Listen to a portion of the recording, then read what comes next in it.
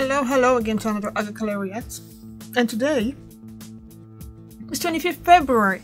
And on the 25th February in 1862, the first Legal Tender Act, 1862, keep saying 19, but it's 1862, is passed by the US Congress, authorizing the United States note, greenback, into circulation, the first fiat paper money that was legal tender in America.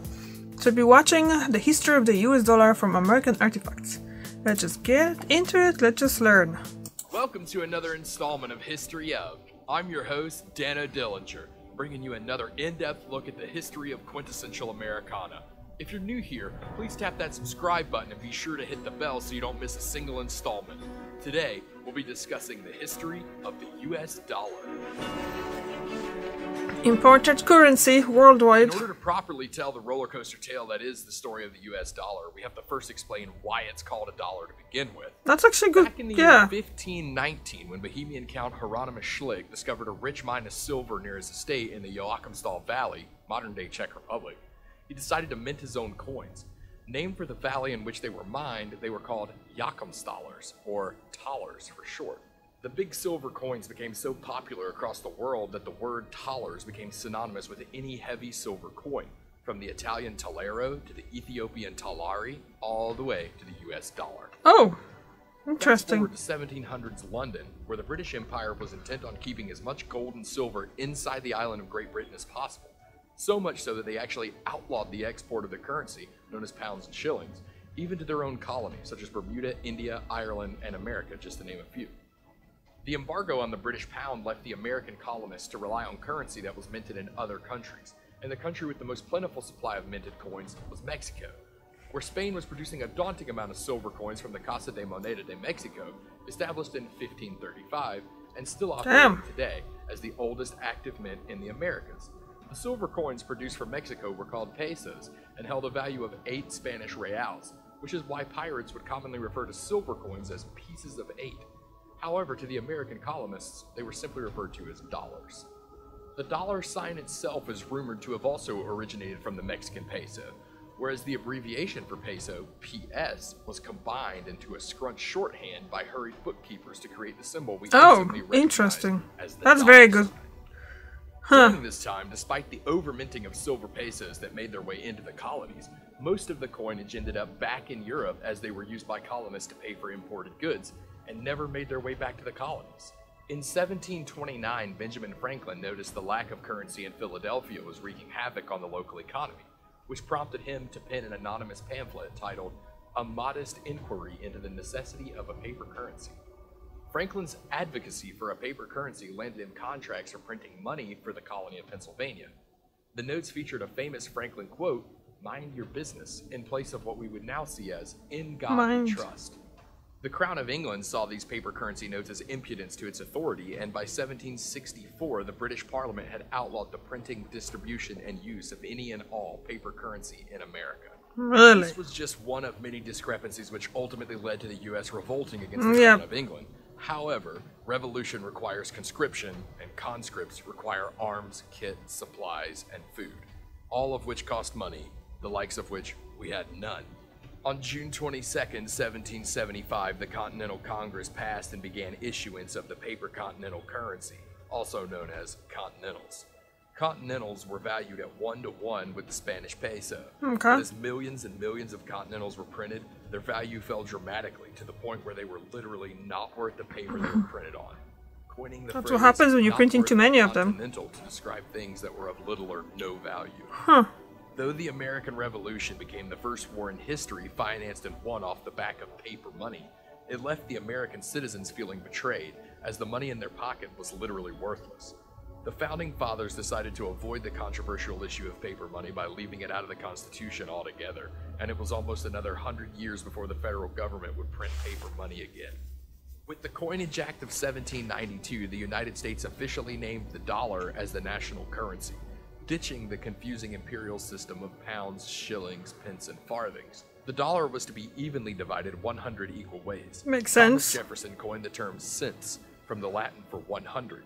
This radical idea made the US dollar the first currency in the world that could be represented using decimals. The first coins were minted in the Philadelphia US Mint, established April 2nd, 1792. which was also the first federal building in America, predating both the Capitol building and the White House.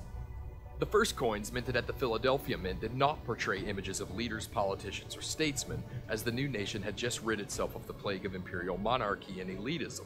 So the founding fathers thought it best for the money to use symbolism that represented ideas such as liberty, victory, and freedom, rather than individuals. That precedent would remain unchanged for almost 100 years until we would start printing paper money again around the time of the Civil War. But that was only the temporary end of federal paper money in young America. Wildcat banking was the issuance of currency in the United States by privately organized, state-chartered banks. Wildcat banks were banks of issue rather than deposit banks. Their business focused on providing a medium of exchange to support the needs of local commerce, especially in coinage-poor areas. They focused on this rather than the management of funds. Their notes represented claims on the assets of the bank, which were typically a portfolio of real estate or marketable securities. At the time, the Democratic Party opposed any government involvement in banking, and Supreme Court rulings established that states could authorize currency issues only on the credit of private parties rather than that of the state. This led to hundreds of different notes from different banks in different states, each with a different look and value. Lists were actually published to help bankers and others to identify and appraise these easily counterfeited notes. These wildcat banks flourished alongside more centralized state banks during the free banking era from 1837 to 1865. Free banking era? Had no national currency. Railroads and other capital-intensive businesses might, in the absence of an alternative, establish a bank to produce the money notes that they needed to carry on business, and state regulations were applied ineffectively, if even at all. Later, the National Bank Act of 1863 left currency issuance in the hands of these private banks, but imposed a tax on the state banknotes that was so high, it was cheaper for banks to remove them from circulation altogether. So they did. An anti-slavery senator from Ohio named Salmon P. Chase, who had earned his reputation as an attorney defending black Africans from being sent back to their captors in the South, had his sights set on becoming president. But in 1861, Chase lost the Republican presidential nomination to the more moderate Abraham Lincoln. After Lincoln was elected president, in a show of good faith to the more radical edge of the Republican Party, Lincoln appointed Chase as Secretary of Treasury. As Secretary, Chase alone was authorized to act on all matters pertaining to the country's finances. It was under the leadership of Chase that the government began printing paper money again in order to finance the Union Army.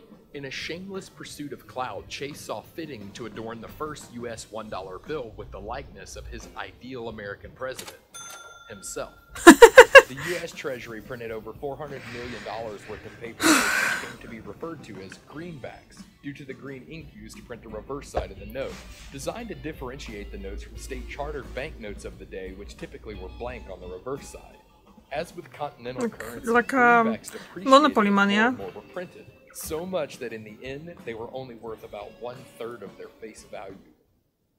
Meanwhile, in the South, the Confederate States dollar, commonly referred to as the grayback to distinguish itself from the northern United States greenback, was first issued just before the outbreak of the American Civil War by the newly formed Confederate States of America.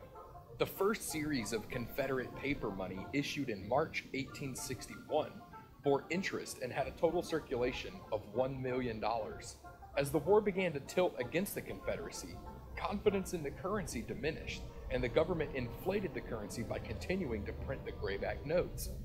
The Confederacy printed upwards of $1 billion worth of graybacks.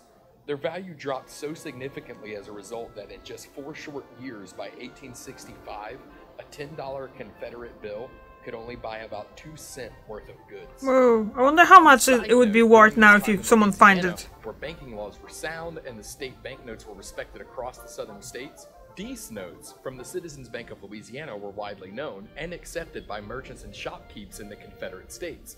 These $10 notes used the French word for 10, dix, D-I-X, on the back. These popular DIX notes were often referred to as Dixies, and may have led to the term Dixieland. And some would argue how the Confederate South generally became known as the Land of Dixie. Neither graybacks nor greenbacks could be exchanged for gold or silver. Their value was based solely on the promise that the government would redeem them once their side won the war. On April 9, 1865, Confederate General-in-Chief Robert E. Lee tendered his unconditional surrender to the commanding general of the United States, Ulysses S. Grant, and by May 9th of the same year, the Confederacy had folded entirely, leaving the North victorious and the grayback and Dixie notes rendered worthless pieces of paper. Meanwhile, the greenback had become such an entrusted standard that most people didn't even bother redeeming them after the war, and America was once again a country of federally regulated paper money. In 1870, now Supreme Court Justice Salmon P. Chase ironically claimed that the federal government had no constitutional right to force citizens to use paper money, and that the Legal Tender Act of 1861 violated the due process clause of the Fifth Amendment Then that came from you, of the United States Constitution in the Hepburn v. Griswold ruling, effectively ruling against his own actions from when he was Secretary of Treasury. Yeah. Just prior to Chase's ironic ruling, his face had been replaced on the $1 bill with the face of founding father and first United States President George Washington. Many speculate that this bruised Chase's ego and prompted his 1870 ruling, which was overturned in the Knox v. Lee ruling of 1871. Just a year later? Salmon P. Chase died in 1873, but would leave one more mark on U.S. paper currency in the year of 1918 when his portrait was depicted on the $10,000 bill, which was the largest bill intended for general circulation. That's really, it's From the what? 1870s up until World War II, the US What you mean, general circulation? Like, we can actually have it? The $1 note and the $2 note, which remained essentially the same throughout our history, featuring George Washington on the $1 bill and Thomas Jefferson on the $2. The $5 bill, for instance, saw the portrait of a Native American chief, which was replaced by the portrait of Abraham Lincoln, and then replaced with the portrait of General Ulysses S. Grant.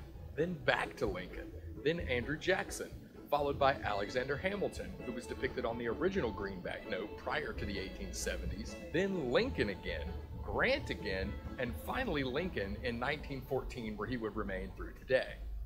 The Federal Reserve System is the central banking system of the United States of America. It was created on December 23, 1913, with the enactment of the Federal Reserve Act. Due to this change, two main types of notes were created during this time frame: Federal Reserve notes and United States notes. The difference between a United States note and a Federal Reserve note is that a United States note represented a bill of credit, and since it was issued by the government itself and did not involve either lending or borrowing, was inserted by the Treasury directly into circulation free of interest. As where a Federal Reserve note is a note printed at the instruction of the Board of Governors and the 12 Federal Reserve member banks. As such, Federal Reserve notes could potentially be backed by borrowed money or tied-up equity. Most of the denominations of the U.S. notes have undergone multiple facelifts for a multitude of reasons, namely counterfeit and fraud protection, as well as special series runs of the bills such as the iconic Silver Certificate series. The silver certificate was a form of paper currency which was issued by the U.S. government beginning in 1878. It represented a stated amount of silver bullion, enabling individuals to buy the commodity without taking physical possession of it. They were discontinued in 1964 but are still in circulation today. Really? Rare and are only redeemable at face value as legal tender. In 1956, President Dwight D. Eisenhower signed into law a bill declaring "In God We Trust" to become the nation's official motto. Under this legislation, Congress further mandated that the phrase be printed in capital letters on every denomination of U.S. paper currency. "In God We Trust" first appeared on the silver certificate in 1957, followed by other certificates. Federal Reserve notes and United States notes were circulated with the motto starting in 1964, with some notes gaining the motto as late as 1966.